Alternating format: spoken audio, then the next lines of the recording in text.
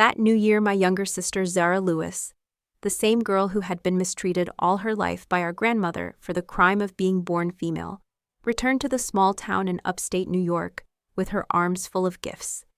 She handed Grandma Eleanor Vaughn a thick red envelope, bought her new clothes, wrapped her arms around her for photos, and proudly posted them on social media with a caption that made my chest tighten.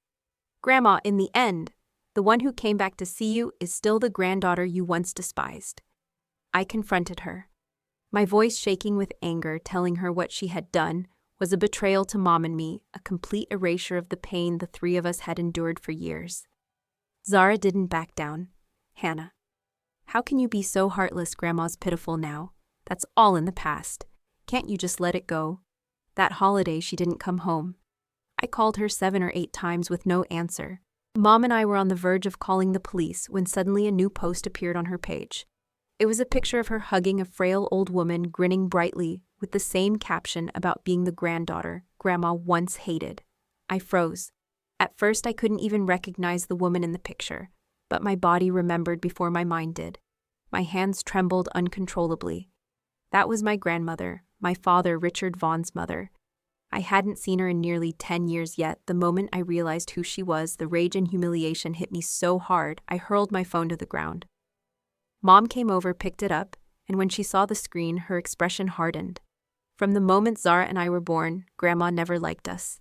She tolerated me because I was the firstborn, but when Zara turned out to be a girl too, she picked her up in her arms and said she'd take her out back and drown her in the creek. Mom had just given birth and was still so weak she could barely stand yet. She dropped to her knees begging.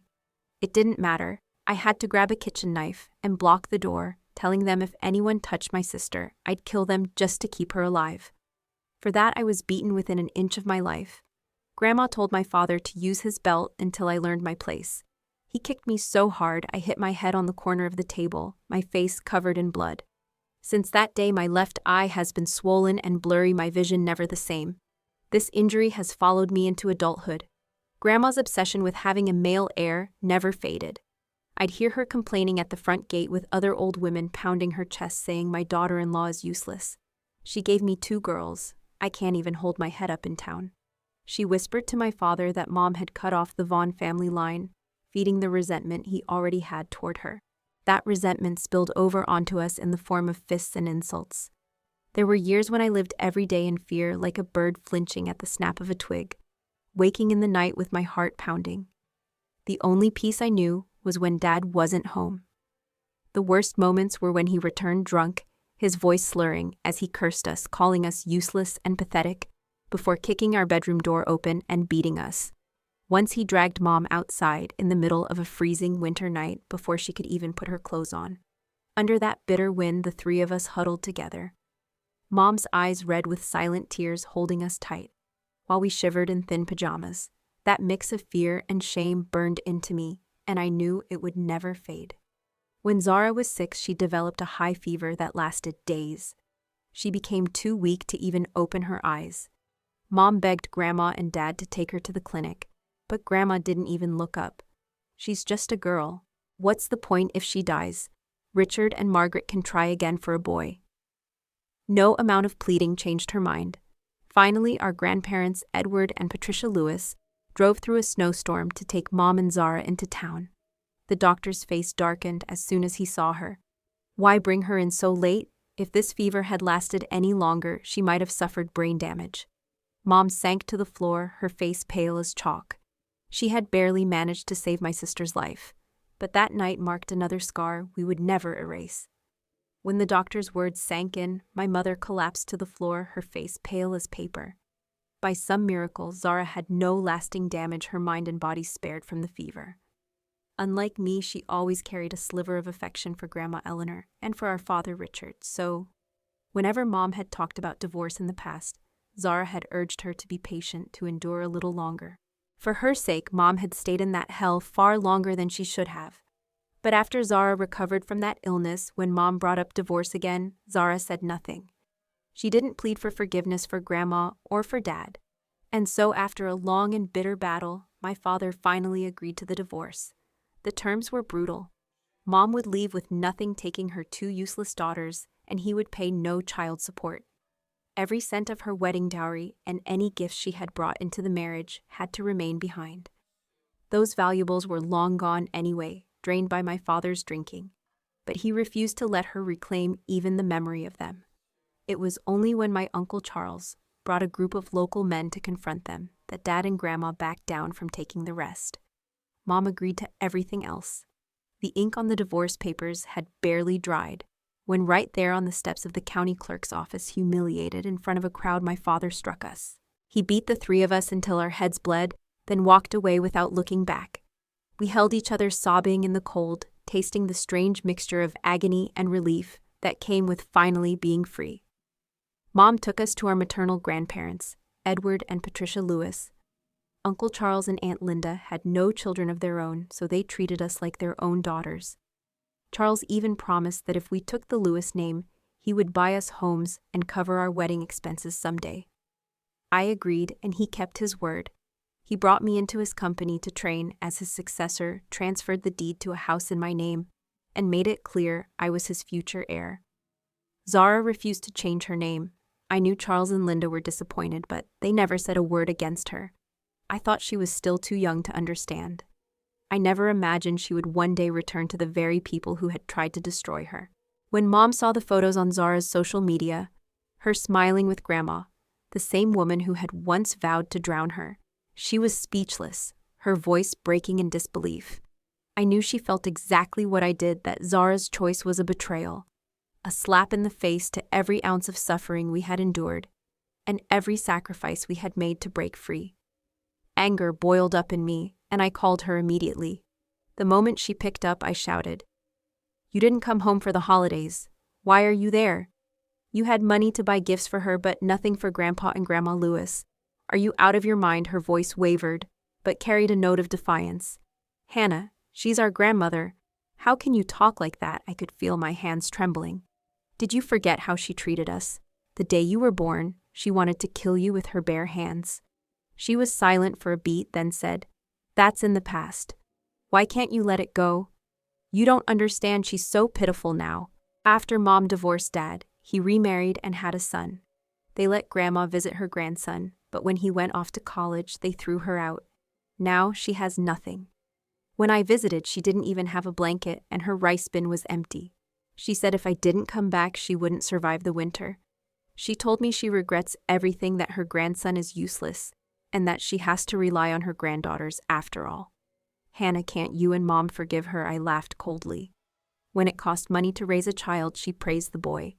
Now that she needs someone to take care of her, she turns to the girls she once hated. "Zara, have you completely lost your mind?" she kept pleading. "Maybe this year you and Mom could come with me. We could spend New Year's together like a family." Mom, who had been listening beside me, turned away, covering her mouth to keep from speaking. I gripped the phone tighter. "That's not our home.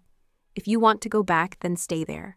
The Lewis family raised an ungrateful child, and that's what you've chosen to be." I hung up before she could answer. That night I didn't sleep, and I knew Mom didn't either. She had endured so much, even being denied rest after childbirth, forced into the fields within days of giving birth, because Grandma thought postpartum care was a waste of time. The cruelty was endless, and Zara's choice to go back felt like a fresh wound ripped open all over again.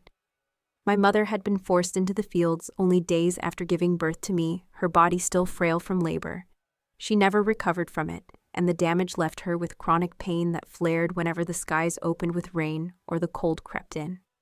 I am not a person without compassion, but if someone like Grandma Eleanor could be so easily forgiven, then it would mean all the pain we endured had been something we were simply destined to accept. Ever since we learned Zara had gone back to our old home, the air in my grandparents' house that holiday season turned heavy. No one spoke much. Aunt Linda tried to offer a smile that looked more like a grimace. "She's still young," she said softly. "And wanting to be filial is a good thing, isn't it?" "Good thing." Uncle Charles slammed his hand on the table, his voice sharp. If Hannah hadn't stood in that doorway with a knife, that old woman would have drowned Zara before she could walk. Do you remember what those three went through? Hannah's eye is still damaged because of her, because she told Richard to beat her within an inch of her life. They thought if they beat her to death, Margaret could try again for a boy. I know exactly how those people think. His voice shook with fury. We gave that girl everything, and now she runs back to them. If anything, I didn't hit her hard enough back then. The room fell into silence. Aunt Linda opened her mouth to calm the tension, but the sound of the doorbell cut through the air. I got up, not expecting the sight on the other side. My father, Richard Vaughn, standing beside Grandma Eleanor with his new wife, Cynthia, and their son, Jacob, just behind them. And there was Zara in the front, glancing around the house, before saying in a quiet voice, "Hannah, Dad, and Grandma are here to take you home for the new year." For a moment, the absurdity of it stole my words. Then I answered coldly, "My home is here. I have no reason to go anywhere else. Seeing filth like that during the holidays would be the real bad luck." Grandma's face twitched before she pulled on a fake smile. "Hannah, it's been so many years. I've missed you so much." She dabbed at dry eyes, pretending to wipe away tears. "I've missed you so much I can't eat or sleep." I let out a bitter laugh. "If you miss me that much, why don't you send me some money?" Richard stepped forward, reaching for my arm. "How dare you talk to your grandmother like that?" He shot Mom a look full of disdain. "Is this the kind of child the Lewis family raises? No manners. At least your sister knows to give her grandmother a red envelope. You're nothing but ungrateful. If I'd known you'd turn out like this, I would have smothered you at birth." Grandma tugged at his sleeve and turned back to me, her tone syrupy. "Hannah, just come home for the new year. The whole family is here, but it's not complete without you. You're still a Vaughn by blood after all." I shook his hand off, staring straight at Zara. "Do you believe that too? That the woman who tried to drown you, who beat you until you bled, deserves to be called family?" Zara dropped her gaze. "That's all in the past. You can't live in the past forever. Grandma regrets it now. Everyone makes mistakes." My uncle's jaw was set. Aunt Linda's lips pressed thin. My grandparents sat silently, hands clasped tightly together. Mom stepped forward and slapped Zara hard across the face, her voice cracking into a sob. "Do you think this is how you repay your mother and sister? After all these years, your grandparents took care of you?" Like their own, Zara's head snapped to the side, and when she looked back, her eyes were filled with something darker, resentment. "I don't want to live in hate anymore. I could have had a happy family, but you've taught me nothing but how to despise them. He's my father, she's my grandmother." Mom staggered back, stunned into silence. After a long pause, she spoke each word, slowly, her voice steady, but her hands trembling. "If they truly regretted what they did, why didn't they come looking for you all these years? Why didn't they send a single dollar to help you? Now you're grown, you can earn money, and suddenly they want you back. You think that's love? No, Zara. That's greed." "This is my home," Mom said firmly, her voice cutting through the tension. I thought those words would wake Zara up, make her realize the truth. But she only looked at Mom with cold hatred and said, "My name is Zara Vaughn, not Zara Lewis." Then she turned her back on us and walked away with the Vaughn family. That New Year, not a single smile touched anyone's face in our home. I convinced myself it would end there, that after some time with them, she would see their true colors and come back. I was wrong. The very next day, she returned. Mom rushed to the door, thinking Zara had come to apologize, but her first words were icy. "Give me the $200,000 you've been saving for me." Mom had never relied entirely on our grandparents or on Uncle Charles and Aunt Linda. She had run her own small store for years, working hard to save $200,000 for each of us as an emergency fund. She frowned. "What do you need it for?" Zara's voice was flat. "Grandma says she'll help me buy a house. You wouldn't buy me one, but the Vaughns will." It wasn't that we refused to help her. Uncle Charles had promised that if we both took the Lewis name, the entire family estate would be shared between us. But Zara refused to change her surname, clinging to the Vaughn name, and Charles, still bitter over the way the Vaughns had treated Mom, decided he would only buy a house for me. I suspect that's when resentment began to grow in her, pushing her toward the people who had once tried to destroy her, desperate for their approval. Even though Mom had declared she was cutting ties with her, I could see she still ached for her daughter. Her voice softened. "The Vaughns are not good people. Your father never gave us a dime of support. Do you really think they want to buy you a house out of kindness?" Zara smirked. "Grandma already gave me a red envelope. She says I'm the only granddaughter in the family, and they want to make it up to me. They've already taken me to see houses. You think no one will buy me one just because I won't change my name, Mom? Why can't you just be patient? Dad's changed." If you hadn't taken us away back then, I wouldn't have grown up being mocked for not having a father, and I wouldn't be struggling to find someone to marry now." Mom's face went pale, as though she couldn't believe these words were coming from the child she had raised. Zara had seen with her own eyes how Richard used to beat Mom. When she was 6 or 7, he once hit her so badly her nose and mouth bled, and she couldn't stand. I had thrown myself between them screaming, while Zara stood frozen in the corner. And yet here she was telling Mom to endure a little longer, as if the years of violence meant nothing. Mom's eyes burned. She turned away and went into her bedroom, returning with a bank card. I tried to stop her. "She's just upset. She doesn't mean it. Don't give her the money." But Mom shoved me aside and threw the card at Zara. "Take the 200,000. From now on, you are no longer my daughter. I won't care what happens to you." I grabbed Zara's arm. "Just apologize. That money will be yours eventually, but don't hand it over to the Vaughns." She looked at me with open contempt. "You already have a house, Hannah. You'll never understand what it's like for me. You've always been better at winning people over. Grandpa and Grandma love you, Uncle. And Aunt love you, Uncle's even giving you the company. What do I have? Now the Vaughns are offering to buy me a house. Why should I refuse? You keep saying I should change my name, but I was born a Vaughn. That's my root. I'm not like you. I can't throw away everything just for money." Zara snatched the bank card, turned on her heel, and left without looking back. The door had barely closed before Mom sank into a chair, tears spilling down her cheeks. "It must be some karmic debt from a past life," she whispered, her voice trembling. I had nothing left to say, only a heavy sigh that seemed to settle deep in my bones. From that day forward, Zara never came back. We learned about her life only through her social media posts. Pictures of her back in that small rural town, working in Grandma Eleanor's yard, crouching to weed the garden, washing clothes by hand, or standing over the stove. The captions read like sentimental declarations about the unbreakable ties of blood. After more than 10 years, I finally found my way home. May the heavens bless Grandma's health so she can be with me for many more years. When she lived with us, she had never spoken like that. She had never done housework without being asked. Mom had wanted to teach her responsibility, but I always defended her, saying she was too young. Now, under someone else's roof, she could work like it was second nature. I understood some of it. Zara had always been stubborn and fiercely proud. Part of her still clung to the Vaughn name, part of her resented feeling like a guest in the Lewis household. Changing her surname felt like losing the last piece of identity she thought she had, but without it, Uncle Charles wouldn't share the estate with her. Over time, that resentment curdled. She felt overlooked, unloved, and so she turned back to the people who had once tried to kill her, desperate for the validation she thought she'd been denied. But she was blind to the truth. Every gesture from them was a lie, designed to keep her hooked. Then she began posting photos of house hunting trips, standing in front of gleaming homes in the city center, each over 1,400 square feet. I couldn't believe the Vaughns were suddenly so generous. My stomach twisted with unease.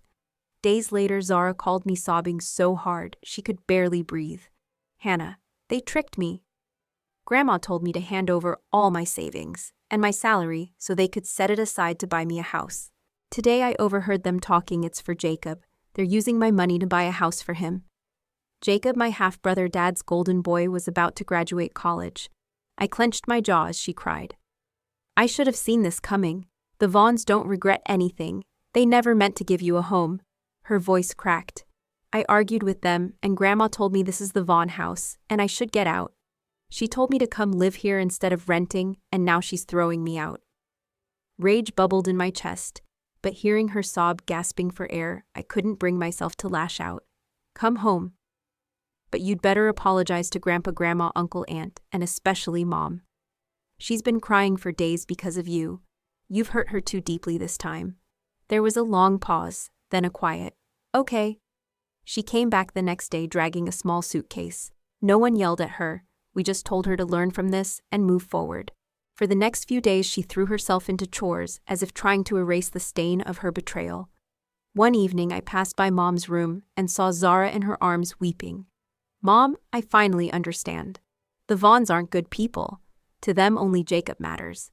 In a few days, I'll tell Uncle I want to change my name to Lewis, just like Hannah.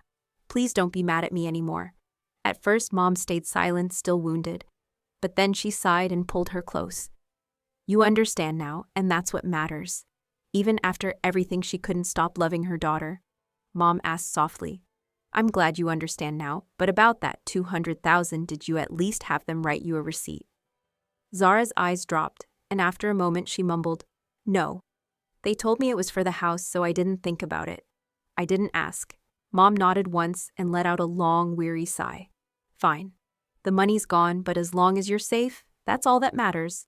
Just remember this lesson. Yes, Zara replied quietly, and for a brief time the tension in the house began to ease. She even spoke to Uncle Charles about changing her surname. The man who had spent over a decade in the military was so moved he couldn't hold back his tears. Good girl, you've finally grown up. From now on, you're both my nieces in name as well as heart. I'll arrange for you to join the company, and Hannah can guide you. Everything I have will belong to you both. Tell me what kind of house you like, and I'll take you to buy it tomorrow. That night, we sat down for a rare meal filled with laughter. But halfway through, Zara's phone rang. She hesitated, glanced around the table, then answered. The voice on the other end was unmistakable. Zara, it was all a misunderstanding. Your brother just said something silly. That house was never meant for him. I was angry before, but I regret it now. Have you been eating well? Do you have a place to stay? Thinking of you makes my heart ache. Zara's eyes began to glisten. She sniffled. You can't trick me again. I don't have money for you to take anymore. What are you talking about? There's no trick. I even made roast goose your favorite, and it's waiting for you. In a few days, when I've gathered enough money, I'll take you to buy a house, one you'll pay for yourself, so it's in your name. You're my granddaughter, my own flesh and blood. How could I hurt you? The Lewises don't see you as family. They're the ones who've ruined things between us. They don't want you to be happy. And think when you meet someone and they ask about your father, what will you say? Her tone was persuasive, almost hypnotic, and I knew how easily Zara could be swayed. I snatched the phone from her hand and hung up. Haven't you been burned enough? Block her number. Don't give her another chance to hurt you. Zara looked at me uncertainly. Hannah, maybe I really did misunderstand her. What if I just go back and see how things are? I stared at her in disbelief. Are you out of your mind? A few sweet words, and you're ready to run back. Do you have any idea what they might be planning? They could sell you off just like they almost did when you were a baby. If I hadn't chased them for miles, who knows where you'd be now? She frowned. That was the past. Why keep bringing it up? She's still our grandmother. You don't always have to think the worst of her. She put her chopsticks down, her voice low. I'll go back for a visit. Don't wait for me to eat. Mom's face drained of color. She said nothing as Zara quietly packed her bag. When she reached the door, Mom's voice was suddenly sharp.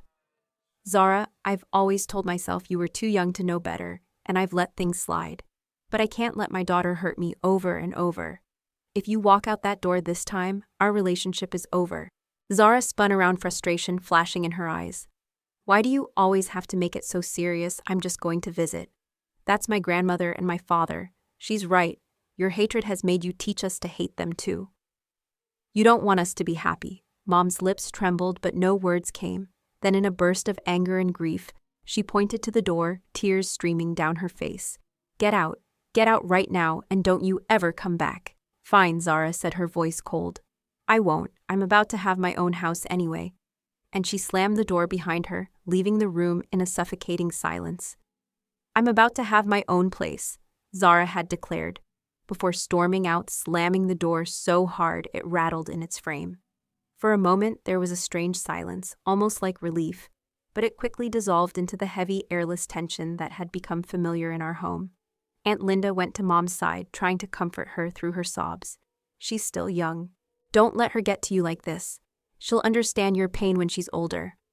Uncle Charles shook his head with a weary sigh. She's 26, Linda. At Hannah's age, she was already running a company.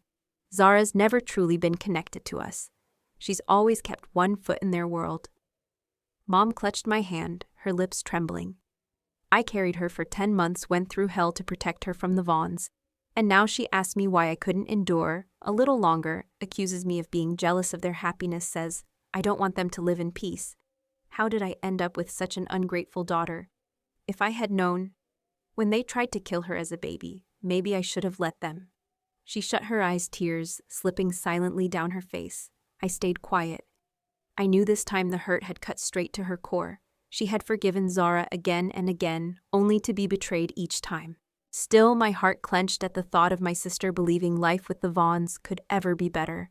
Her social media exploded with new posts, smiling group photos, cozy family scenes, captions about finally finding home after 10 years and cherishing every moment with Grandma.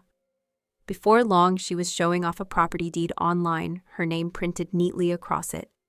She even called me, her voice brimming with pride. "See, I told you Grandma's good to me. You should come back too. I'll tell them to forgive you," I nearly laughed. Forgive me for standing in a doorway with a kitchen knife to protect her from being drowned. For chasing after them when they tried to sell her as a toddler. For surviving beatings that almost killed me. She went quiet for a second, then snapped. "Other than bringing up the past, do you have anything else to say? I'm tired of it. I've told you everything already. Come back or don't. It's up to you."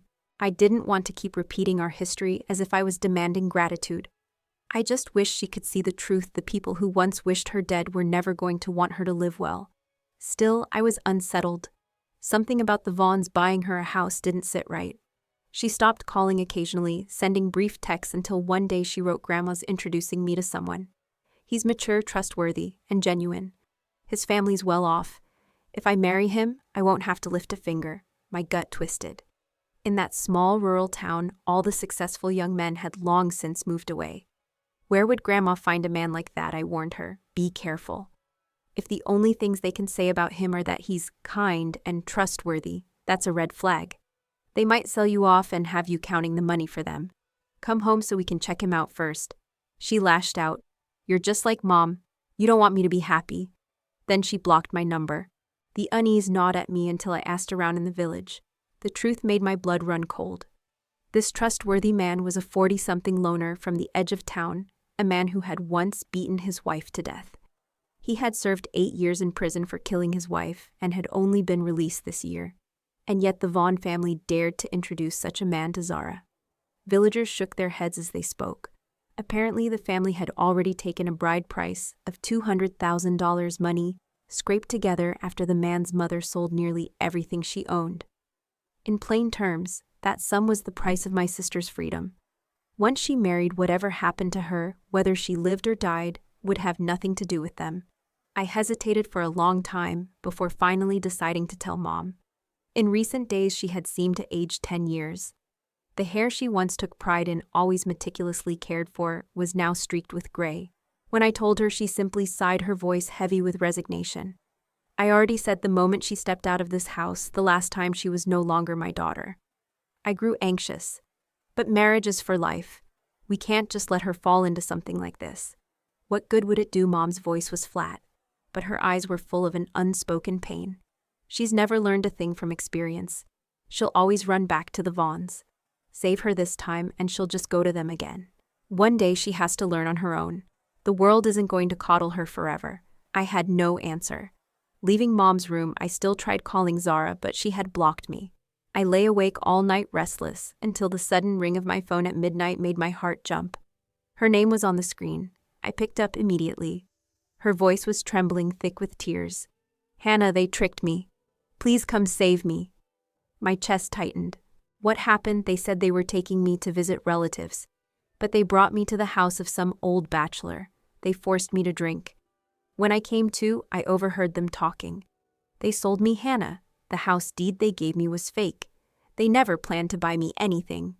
It was all to get money for the grandson's house. I've been giving Grandma all my wages, and still in her heart it's only him. He doesn't even care about her, but she worships him. Why I've been so good to them. I didn't know what to say. Some families are like that. No matter how much a daughter or granddaughter sacrifices, they only see the worth of a son. Women who have been oppressed themselves often pass that same injustice down to the next generation. I could never understand it. Her voice turned bitter. That man beats me every day. He says I'm his because he paid for me. Hannah, he's going to kill me. Please tell Mom to come. I gripped my head, torn between fury and pity. Fury at the Vaughns for selling her into a nightmare. Pity because Zara had once again walked straight into the trap. Every time she left, she never thought of us, but in trouble, she always called for help. Mom was right, she really was an ungrateful child. I told the family everything. Uncle Charles stayed silent, but Aunt Linda urged, "This isn't the time to hold grudges. If something happens to her, what then? We have to save her now." Mom didn't speak, but her trembling hands betrayed her. I knew she wanted nothing more to do with the Vaughns, but when your child's life is on the line, what mother could truly turn away? We quickly gathered relatives hoping to reach her in time, but it was already too late. My phone rang again, this time from someone in the village, their voice tight with urgency. "Hannah Lewis, you'd better get back here. Something big's happened." My blood ran cold. Did something happen to my sister? The answer came like ice water down my spine. Worse than that. Your sister Zara, she's done something terrible. She had been beaten so badly by that old bachelor that she finally snapped, swinging an axe and killing him. Now she was marching toward the Vaughn house, still gripping the weapon, her face twisted with rage. My knees nearly gave way when I heard the news, but there was no time to fall apart. We raced toward the village as fast as we could. When we arrived, the scene before us was something out of a nightmare. The Vaughn family's old house was engulfed in flames, smoke curling up into the dark sky. And there was Zara, wild-eyed, her clothes torn and spattered with blood, raising the axe over and over as it crashed into our grandmother. No matter how loudly we shouted her name, she didn't respond. Her eyes were glazed, unseeing, her voice a low, chilling mutter. "Let's see how you ruin me now. Let's see you find another filthy old man to hurt me. You wanted to sell me for money, now you'll see the price of hurting me." Grandma was bleeding heavily, rolling on the ground. At first she tried to plead, "Zara, I was wrong. I'll treat you well from now on. I'll buy you a house." But when she saw Zara's hands didn't falter, her tone changed to venom. "Useless girl, you think you deserve a house? You're just like your mother, always shaming me. I couldn't trick your sister, but you were easy. Why would I buy you a house? Selling you to get money for my precious grandson is the best thing I could do for you. That old man should have beaten you to death." People rushed to pull Zara back, but there's no stopping someone in the grip of blind fury. Finally, she brought the axe down on Grandma's head. Grandma's body convulsed once, and then went still. My mother collapsed to the ground, sobbing uncontrollably. Police arrived and arrested Zara on the spot. The brutality of the crime and the twisted backstory spread quickly online. Some cursed Zara for losing her mind, but most condemned the Vaughn family as heartless creatures who had driven their own kin to destruction. The old bachelor she had first attacked survived, but his injuries left him completely paralyzed. With no money for treatment, he could only lie in his crumbling house and wait for the end. The Vaughn home burned to the ground. Their precious grandson survived the fire, but fled in panic and was struck by a car, losing his leg. Richard Vaughn. Our father didn't escape the blaze in time. Severe burns covered nearly his entire body, and doctors gave him little chance of survival. Grandma died where she fell. The case was presided over by a female judge. After reviewing every detail, the court ruled that Zara's actions at the old bachelor's house constituted self-defense. He had raped her, continued to assault her, and threatened to kill her. Her injuries were clear evidence. As for the events at the Vaughn house, the family's role as accomplices in the assault allowed the court to grant her leniency. She was sentenced to 15 years in prison. Through the trial, she spoke little. Gone was the quick-witted, defiant girl I had known. She answered the judge's questions quietly, eyes dull, face drawn. Sunlight streamed through the window but seemed unable to touch her. Only when the police began to lead her away did she turn to look at me and Mom, her voice hoarse. "Mom, I'm sorry. When I stepped outside, the sunlight was blinding, but my eyes burned for another reason entirely. I had wanted to ask her if she regretted it, if she wished she had chosen differently, but I didn't. The Vaughns had built this ending brick by brick. Their cruelty, their endless exploitation, their willingness to bleed her dry until nothing was left. Those were the real weapons that had destroyed her. And Zara, too, had paid the price for her choices. It was just such a cruel price. She could have had a future, a life worth living. But now all of it was gone.